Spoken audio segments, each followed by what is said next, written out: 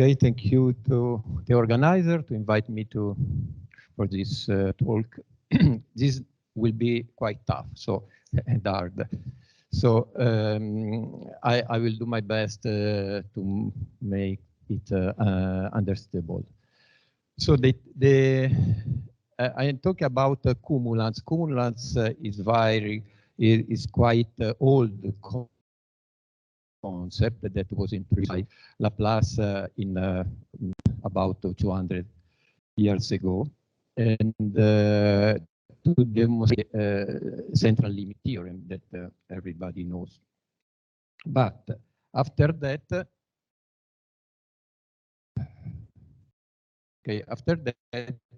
Kubo, after a lot, about 60 years ago, Kubo generalized the concept of cumulants. I don't see a synchronization between, okay, there's a delay, of cumulants to operators, stochastic processes. Operators in the sense that they are object elements of a non-commutative algebra. Unfortunately, the papers of Kubo, a couple of papers in 62 and 63, there were some mistakes, actually formal mistakes, and the papers were strongly criticized by Van Kampen, of course, and Fox. And the criticism was so strong that actually Kubo did not proceed to develop further this idea, and that was used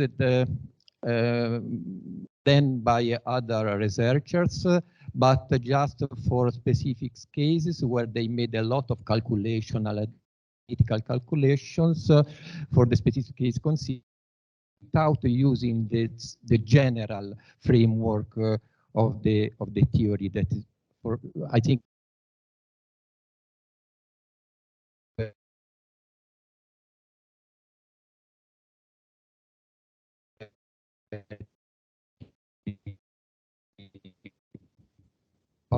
powerful.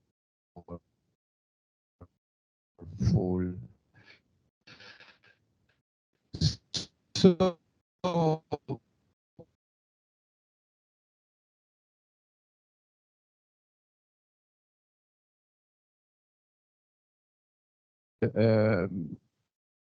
what are cumulants?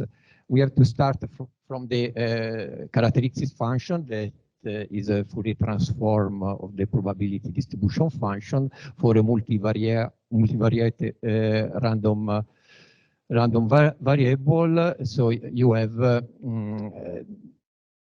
the algebra is quite complex for obvious reason, and the characteristic function is also the moment generator, of course, because if you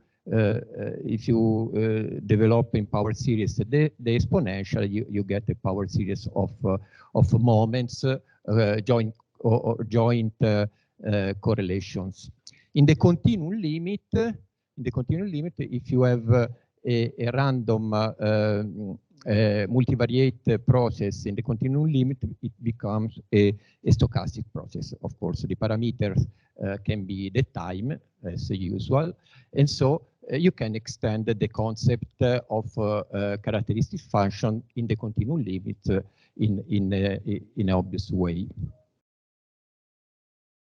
These are very well-known concepts.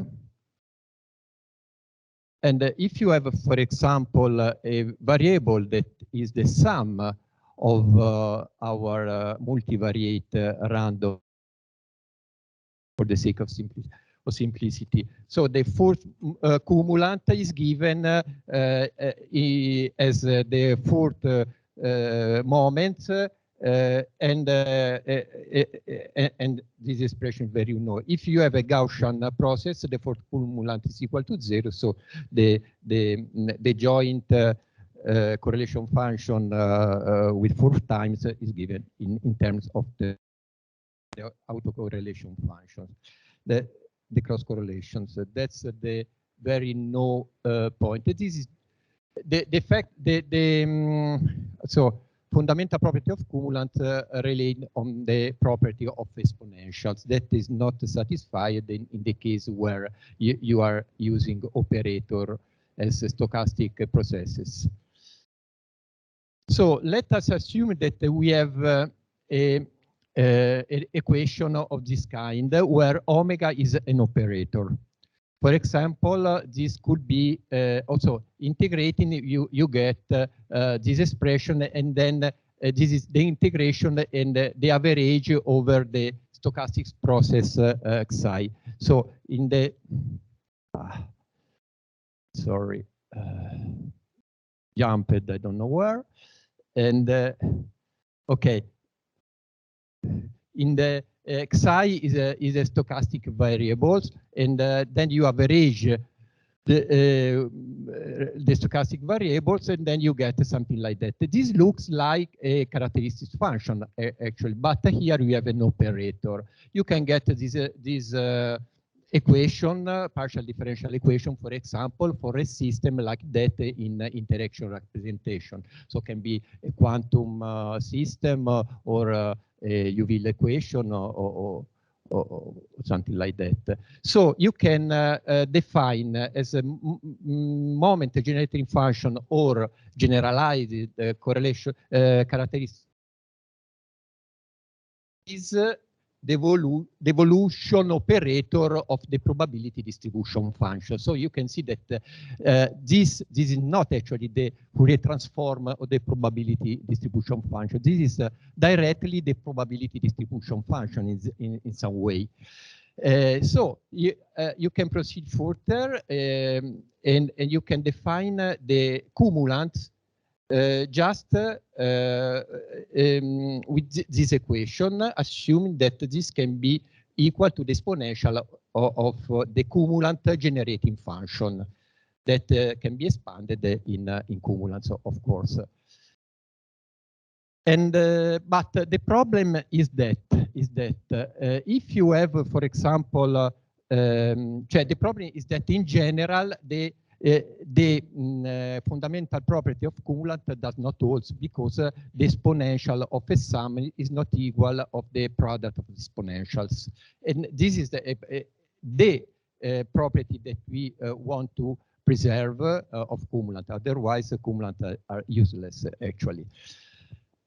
But the point is that if you have two subspaces where you can factorize the generalized characteristic function for which in this way, this means, for example, that the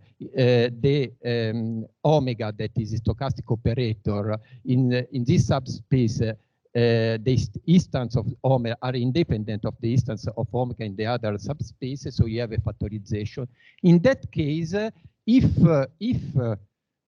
this exponential is combined with the proper map, so the fundamental property of cumulant continues to hold. I mean that the cumulant of the stochastic process of both the two subspaces is equal to the sum of the cumulant of the process in A and in B. This means that you don't have joint cumulant with cumulant that belong to both to both the spaces. So if you have two stochastic process operators that are independent of each other, the joint cumulant is equal to 0.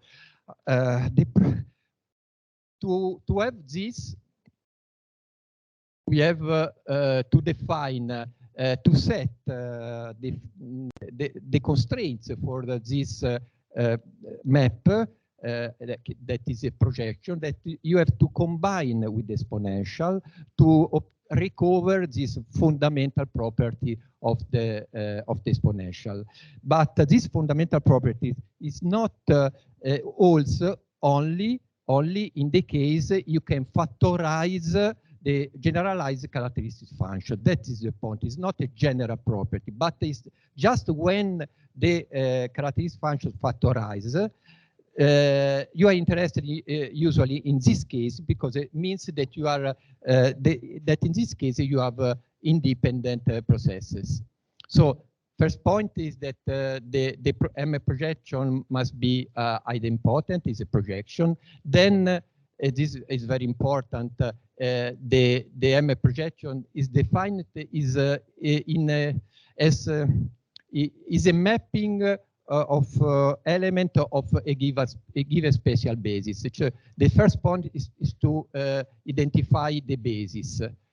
And then, of course, the projection, the order of the operator does not matter. I mean, the mapping of the product of this operator gives a result that is the same of the mapping of the same operator, but with permutations. If you, of course, the standard chronological order, the exponential, the T-order exponential is the chronological order in one of such mapping. Is one case of such mapping. But the problem of the basis is this. For example, if you have this identity, K is an operator that depends on the parameters T. This holds, but this does not hold. So if you make the time ordered chronological exponential of the first and the second sides of the equation, you get different results. Why? Because of course you here don't have anything to order because you have just one time, while here you have to order all the products, the power of products that you get from developing this power series of exponential, and the result is different from that. So here we have decomposed the operator, the initial operator, in the spatial basis. You have a sum of the spatial basis. Then you apply your map to the basis. If you don't do that, you get a wrong result. This is a strange property of chronological time order, but very well known that this is the reason for which we introduced also the second point. Jump just to some applications. Of course, in this way, we can recover a lot of standard results, for example, Fokker-Planck equations, also in quantum mechanics, classical result of clusters, the Mayer decomposition, and so on. One case, for example, if you have fermions, you have the reduced density matrix, p-particle reduced density matrix that define okay, in that way, where psi is a fully antisymmetric function of n particles.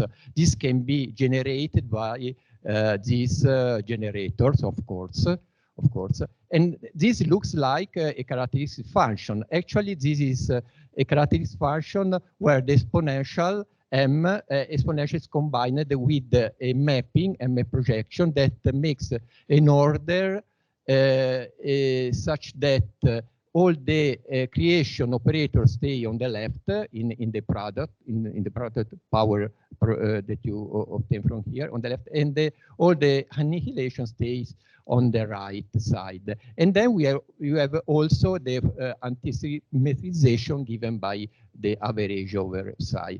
So from this is possible to we can try to get cumulants. Cumulants that are the corresponding of this reduced density matrix. These are reduced density matrix cumulants, but by defining a proper map to be combined with exponential, posing this equality. The map that we can choose in this case, because we have some freeness in choosing the map, can be the Grassmann product. That is something that fully anti-symmetrized respect to all the indexes, and in this case, we get, I have no time to go in details, but you get cumulants. Why I want to get cumulants? Because reduced density matrix are not extensive quantities. I mean that if you have your system that is divided in two parts that are independent to each other, and order of n number of particles, each part is order of n, the reduced density matrix of the whole system scale as n squared, while the cumulants scale as n, because cumulants cannot contain elements that are independent to each other. So this is a way to clusterize your full systems in independent parts. And there is a relationship between reduced density matrix and reduced density matrix cumulants. This means the Grassmann product for 3 times, 4 times. So power of Grassmann product. Another possibility is the generalization of the operator central limit theorem. You can get directly a Fokker-Planck equation, for example, just by using the same steps that you use with the standard central limit theorem, and this is a way to understand very well when a Fokker-Planck equation can be recovered and when not, because it is very clear when you can recover a Fokker-Planck equation simply when your stochastic operator is Gaussian. Gaussian in which means because we have generalized the Gaussian definition because it depends. It depends on the. No, it's impossible because it depends on the projection map. So, for example, if you have, I go back to example 1. If I so I finish. Okay, thank you very much. Okay. Yes. Oh, for example, if you have the system here, the standard Langevin equation in interaction representation, it can be also a quantum system. Okay, you have by integration you have this. So let's assume that we want to find a master equation that is local time. I mean the derivative of the probability distribution function, because M is nothing else than the evolutor of a probability distribution function, satisfy a local time master equation. F is a differential operator or whatever. If you integrate this, you get this expression. So this it looks like a generator of cumulant actually. So if you look at this choose expression, you can take the argument of this chronological ordered exponential as the cumulant generator. So M0 is just the map that makes a chronological ordering, and so you have that this master equation is given by the time derivative of the cumulant generator. So if the cumulant generator is a cumulant generator of a Gaussian process, stochastic process, of course, operator will be a differential operator in general, this stochastic process, you must stop to the second cumulant. So you have only a second order differential operator, and so you have this, actually this is a Gaussian, and so you got a Fokker-Planck equation, because when you make a derivation, of course, F is this, and you get a Fokker-Planck equation. But, so one can ask, if C that is the true stochastic process, this is the stochastic process of the system, is Gaussian, then omega is Gaussian as well?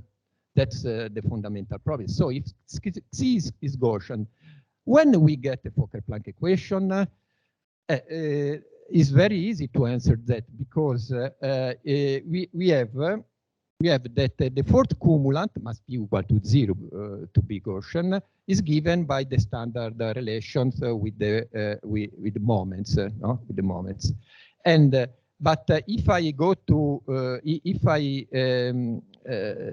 replace omega with the expression, for example, that contain Xi, that is stochastic process, for example, in the case of a Langevin equation is proportional to Xi, okay, then I get this expression. Okay, so in place in the correlation function, in place of omega, I put its expression with Xi, with Xi. As you can see, it is not proportional to the cumulant of Xi, because there is no time ordering. So because this part, the differential part, does not commute with itself at the different times, we have two terms where there is time ordering, where you can put apart the differential operator. But other two terms where the time are not is not ordered, you have a different expression. So this is not proportional to the cumulant of Xi. So only if the operator commute with itself at different times, you have this proportionality. And so all in this case, you have a Fokker-Planck equation. Okay, this case is the standard linear case. This is a trivial case, but actually this justifies, for example, the local linearization approximation. That is an approximation that works very, very well. In this case, you can find an effective Fokker-Planck equation that performs very well. This is justified by the fact that you develop the commutator of the Liouvillean. You take the first terms. But a much more interesting case, for example, is when the projection is not just an ordering. It's not just an ordering like in the case of the chronological time ordering, but it is a true projection that erases some terms. And if you start from this expression, you can iteratively, vediamo se, sì, sono alla fine. You get, okay, iteratively, you can iterate this expression. You get an exponential combined with the map, a map that erases a lot of terms of the exponential. In this case, you can very easily find a relationship between the green function and your cumulants that are different from the cumulants that you get with the time exponential, and that in this case we have a fully ordered, we have the cumulants are always are given in terms of moments as usual, but where time is always time ordered. So if you have that your operator is proportional to a random the stochastic process, so the statistical characteristics of the stochastic process are translated in the inherit by the stochastic operator, and so there are a lot of possible applications, also new results that I would like.